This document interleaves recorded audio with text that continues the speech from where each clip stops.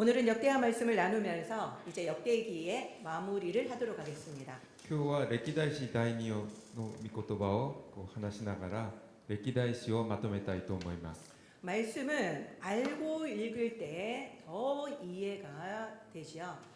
御言葉は背景や流れを知ってから読むともっと分かりやすくなります。 그래서 특별히 우리가 하고 있는 이 개요 설교를 다른 분들에게도 권해주시면 참 좋을 것 같습니다. ですので今やっている概要説教を他の方にも進めていただけるといいと思います。 현재 우리가 보고 있는 성경은 역대상하가 바로 열왕기상하 다음에 있습니다. 今私たちが読んでいる聖書は列王記の次に歴代史が来ます。 그렇기 때문에 우리가 지금 읽고 있는 이 역대기가 바로 역사서에 속해 있습니다. それでこの私たちが今読んでいる歴代史も歴史書の一つとして分類されています。 그러니까 연달아 똑같은 왕의 이야기가 반복되는 것 같은 인상을 우리에게 줍니다. ですので続けて読むと王たちの話が繰り返しているように思われます。 그리고 시기도 똑같습니다. そして時期も同じです。 그렇기 때문에 연대기로 성경을 읽는 분들 가운데는 바로 이 역대기를 건너뛰는 분들도 계셔요. だからか年代順で聖書を読んでいる方の中にはこの歴代史をスキップする方もいます。 똑같은 내용이라고 생각했던 거죠. 同じ内容だと思ったからですね。 그렇지만 역대기는 같은 역사의 반복이 아닙니다. しかし歴代史は同じ歴史の繰り返しではありません。 역대기는 히브리 성경의 마지막 책이라고 저번 주에 사진으로 보여드렸죠. 歴代史はヘブライ語の聖書の最後の聖書だと先週写真でお見せしました。 그렇기 때문에 역대기는 구약 성경의 결론에 해당합니다. ですので歴代史は旧約聖書の結論にあたります。 결론은 보통 무엇을 씁니까? 結論には一般的に何を書きますか？ 바로 핵심을 요약 정리하죠. 核心を要約整理します。 그렇기 때문에 역대기만 읽으면 구약 성경 전체를 정리할 수 있게 됩니다. ですので歴代史さえ読めば旧約聖書全体をまとめることができます。 이런 것처럼 역대기는 아주 중요한 책입니다.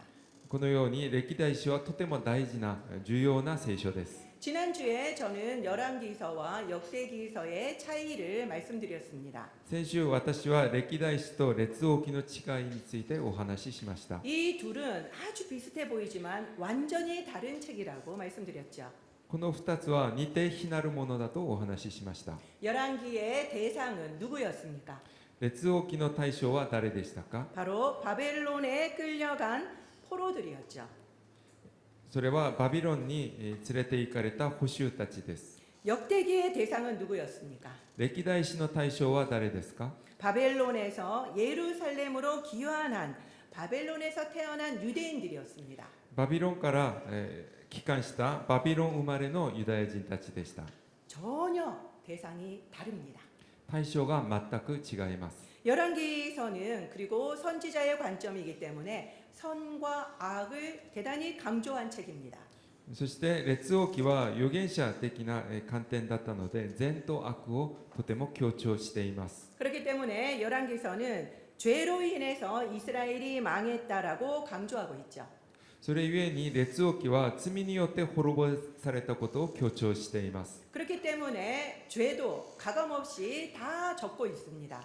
それで罪に関してありのまま伝えています。 그렇지만 역대기는 완전히 다른 책이에요. しかし歴代史は全く違う聖書です。 회복의 이야기입니다. 回復の話です。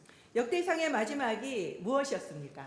歴代史第一の最後はどのような内容でしたか？ 제가 저번 주에 말씀드렸는데요. 先週お話ししましたが 완전히 까먹으셨죠? 바로 여호야긴 왕의 복권이었습니다. エホヤキン王の復権でした。 그는 복권되기 위해서 어떤 노력도 한 적이 없습니다. 彼は自分が復権するために何の努力もしませんでした。 그런데 회복이 되었죠. しかし回復されました。 그렇다면 오늘 이야기할 역대 하의 마지막 이야기는 무엇일까요? では今日お話しする歴代史第2の最後の内容は何でしょうか。 조금 센스가 있는 분은 눈치를 채실 겁니다. センスがある方はもうすでにお気づきだと思うんですが、 오늘 본문이에요. 今日の聖書、先ほど読んだ今日の御言葉の本文です。 바로 고레스 칙령입니다. キュロスの命令です。 고레스는 바사 왕이었죠. 페르시아의 왕이었습니다. キュロスはペルシアの王です。 그 이방인 왕이 유대인들에게 예루살렘으로 귀환할 것과 그리고 거기서 성전을 재건할 것을 허락한 칙령이 바로 고레스 칙령이죠. 異邦人の王である、キュロスがユダヤ人たちにエルサレムの帰還と神殿の再建を許しました。 이사야서 44장 28절에 보면 바로 이 고레스가 태어나기 150년 전에 이것을 예언한 내용이 나옵니다. イザヤ書44章28節を見ると、キュロスが生まれる150年前にこれを予言しました。 모든 것이 하나님의 계획이었다는 것을 우리는 알 수 있죠. すべてが神様のご計画の中にあることがわかります。 우연이 아니라는 것입니다. 偶然ではありません。 이렇게 역대기 상하는 모두 회복을 이야기하고 있습니다. このように歴代史第1、第2は共通的に回復について話しています。 그렇다면 역대기가 구약 성경의 마지막 책이라면 성경은 바로 희망과 회복의 책임을 우리는 알 수 있죠. 歴代史が旧約聖書の最後であれば、聖書は希望と回復を担っていることがわかります。 역대기는 회복의 관점에서 왕들의 실패는 적고 있지 않습니다. 歴代史は回復の観点から語っているので、王たちの失敗については取り上げていません。 그리고 북이스라엘의 왕은 다 빼고 남유다의 왕의 이야기만 있습니다. そして北イスラエルの王たちについては語らず、南ユダの王たちについてだけ話しています。 왜 남유다의 왕의 이야기만 있을까요? なぜ南ユダの王たちの話だけでしょうか。 그건 바로 포로로 끌려간 사람들이 다 남유다 출신이었기 때문입니다.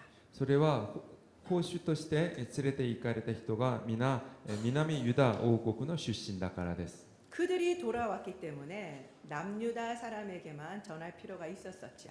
彼らが戻ってきたので、南ユダ王国の王たちについてだけ話しているのです。 그리고 그들을 통해서 그들이 바로 다윗의 자손이었기 때문입니다. そして彼らが皆ダビデの子孫だったからです。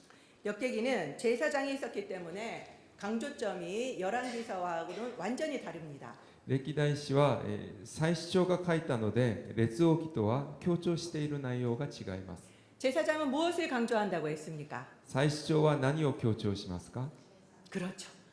큰 소리로 대답하셨네요. 저번 주 열심히 들으셨어요. 제사입니다. それは、伝承の生贄です。 그렇기 때문에 성전이 중요했고요. 또 기도가 중요한 것입니다. ですので、神殿とお祈りが重要です。 그렇기 때문에 열왕기서랑 그다음에 역대기에 똑같은 왕이 있는데 평가가 다른 왕들이 있어요. ですので、同じ王なのに列王記と歴代史の評価が異なる王がいます。 이거 정말 재미있는 일입니다. これはとても面白いです。 특별히 가장 대표적인 왕이 누구인가 하면 최악의 왕으로 일컬어지는 왕이 누구였습니까? 代表的なこととして、最悪の王とも言われる王は誰でしょうか。 므낫세입니다. マナセです。 그렇죠. 그런데 이 최악의 왕이었던 므낫세를 역대기서에서는 아주 선하게 평가를 하고 있어요. 最悪の王とも言われるそのマナセを歴代史では善なる王として評価しています。 물론 그의 악도 적고는 있습니다. もちろんマナセの悪についても語ってはいます。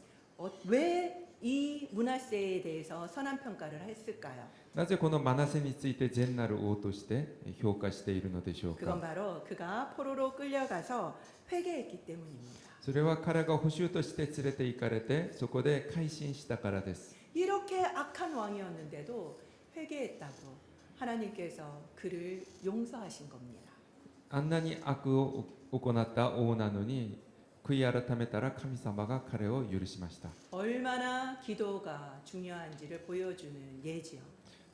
どれほどそのお祈りが大事なのかを私はこれを見て分かることができます。 그래서 역대기하의 핵심 구절은 바로 여러분들이 너무나도 잘 알고 있는 7장 14절입니다. ですので歴代史第2の中核は皆さんもよくご存知の7章14節です。 우리 큰 소리로 다 같이 한번 읽도록 하겠습니다. 一緒にお読みしましょう。 시작. 내 이름으로 일컫는 내 백성이 그들의 악한 길에서 떠나 스스로 낮추고 기도하여 내 얼굴을 찾으면 내가 하늘에서 듣고 그들의 죄를 사하고 그들의 땅을 고칠지라. 아멘. 私の名で呼ばれている私の民が自らへり下り祈りを捧げ私の顔を慕い求めてその悪の道から立ち返るなら私は親しく天から聞いて彼らの罪を許し彼らの血を癒す。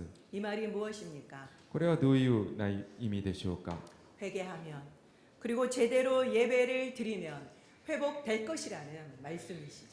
悔い改めるときちんと礼拝を捧げると回復できるという話です。 오늘은 부활주일입니다. 今日はイースターです。 사실 부활도 회복의 이야기입니다. 復活も、回復の話です。 교회에서 가장 중요한 날은 두 개죠.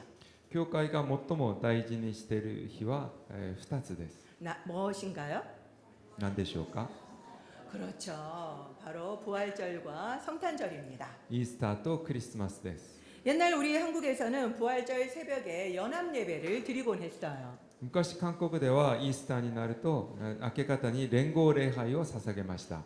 그런데 성탄절 연합 예배가 없는 것 보니까 이 부활절이 좀 더 중요한 것 같기도 해요. ですがクリスマス連合礼拝がないことを思うと復活がもっと大事な日のように思われます。 동이 틀 때 부활 찬양을 함께 부르면서 부활하신 예수님을 떠올리며 우리는 감격하곤 했습니다.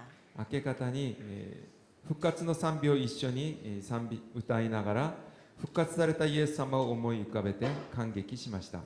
그러면 부활절은 왜 이렇게 중요할까요? ではこのイースターはなぜこんなにも大事なのでしょうか。 도대체 부활절은 무엇을 기념하는 날입니까? イースターは一体何を記念する日でしょうか。 여러분은 부활절인 오늘 무엇을 기념하고 계십니까? イースターである今日皆さんは何を記念しているのでしょうか。 부활절이라고 하면 우리는 쉽게 뭐가 떠오르나요? イースターというと私たちは何を思い浮かぶでしょうか。 그렇죠. 계란이죠. 卵ですね。 오늘 우리 부장님도 계란을 준비해 주셔서 너무 감사합니다. 今日部長さん今日卵を用意してくださってありがとうございます。 신앙적으로 말하자면 예수님이 부활하신 것을 기념하는 날이기도 합니다. 信仰的にお話ししますとイエス様が復活されたことを記念する日です。 그렇다면 부활절은 예수님이 부활하신 그 사건을 기념하는 날일까요? ではイースターはイエス様が復活されたその事件を、記念する日でしょうか。 맞지 않나요? 라고 생각하실 것 같습니다. そうではありませんかと思う方もいらっしゃると思います。 그럼 예수님이 부활하신 그 사건을 전 세계에 있는 교회가 매년 축하하고 있는 것입니까? ではイエス様が復活されたその事件を世界中の教会が皆それを記念しているのでしょうか。 여러분은 제가 지금 하고 있는 질문에 대해서 대답을 하실 수 있습니까? 皆さんは今の問いに答えることができるでしょうか。 저는 올해로 50년째 교회를 다니고 있어요. 私は今年で50年教会に通っています。 그런데 제가 수십 년을 교회를 다니면서도 부활절이 왜 중요한지를 몰랐습니다. 私はこの数十年教会に通いながらもそのイースターがなぜ大事なのかが分かりませんでした。 열심히 교회를 다니고 성경책도 읽고 기도를 했는데도 몰랐습니다. 一生懸命教会に通い聖書を読み祈ったんですけどその意味が分かりませんでした。 그래서 하루는 도대체 예수님의 부활이 무슨 의미일까 라는 생각이 들었어요. ある日突然イエス様の復活はどういう意味なのかが気になりました。 그리고 왜 부활절이 중요할까 저- 궁금해졌습니다. そしてなぜイースターが大事なのか気になりました。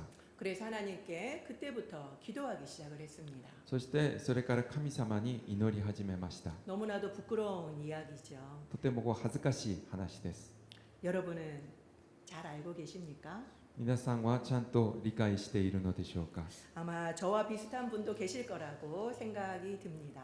私とあまり変わらない方もいらっしゃると思います。 우리는 매년 아무 의식 없이 부활절 예배를 드리기 쉽습니다. 私たちは毎年深く考えずイースター礼拝を捧げがちです。 지난 주간 우리는 고난 주간을 보냈습니다. 先週私たちは受難週を送りました。 예수님이 우리의 죄를 위해서 십자가에 죽으신 그 사랑에 감사하는 시간이었죠. イエス様が私たちの罪のために十字架で死なれたその愛に感謝する時間でした。 성찬식 할 때 떡과 잔을 나누는 것도 동일한 의미입니다. 生産式の時パンと杯を交わすのもそれを象徴しています。 주님의 죽으심을 늘 기억하라는 뜻이죠.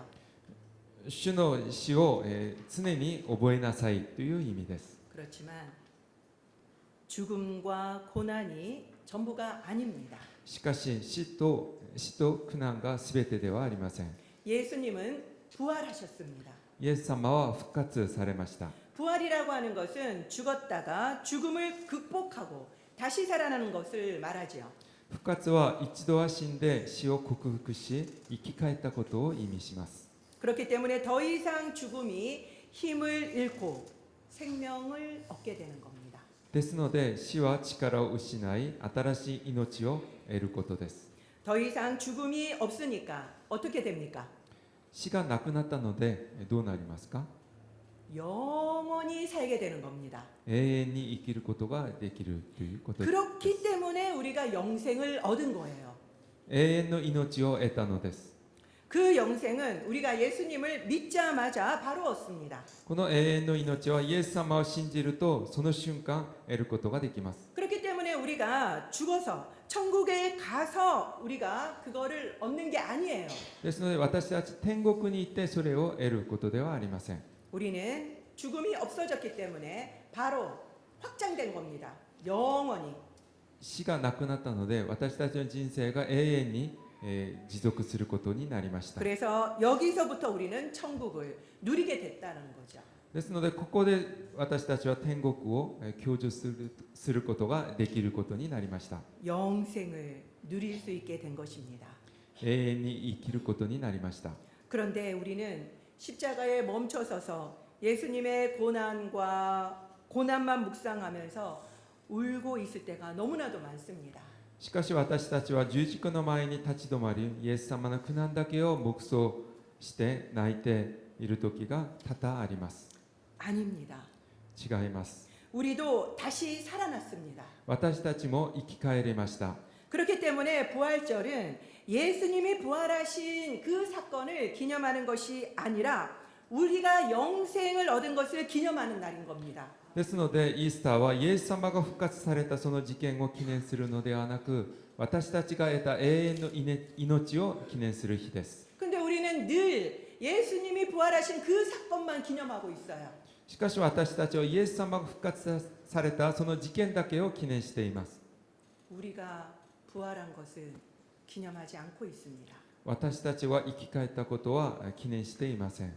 우리가 영생을 얻은 걸 기념하는 날이 바로 부활절인 겁니다. 私たちが得た永遠の命を記念する日がイースターです。 그렇기 때문에 죄에서 해방된 걸 선포하는 날이죠. ですので罪から解放されたことを宣言する日です。 그래서 우리가 너무너무 감격해서 기뻐하는 날인 겁니다. だからあまりにも嬉しくて感激する日です。 부활절엔 우리에게 이런 감격이 있어야만 합니다. イースターにこのような感激があるべきです。 주일은 작은 부활절이라고 이야기합니다. 主実は小さなイースターだとも言っています。 그렇기 때문에 매일 주일 우리는 이 감격으로 예배를 드려야만 합니다. ですので毎週主実にこの感激を持って礼拝を捧げなければなりません。 오늘 본문을 보시면 예레미야의 예언대로 하나님은 포로된 지 70년 만에 고레스의 마음을 감동시키십니다. 今日の本文を見るとエレミヤの予言通り、保守になって70年経ってから神様が、キュロスの心を動かされます。 그래서 고레스는 명령을 내리죠. そしてキュロスは命令を出します。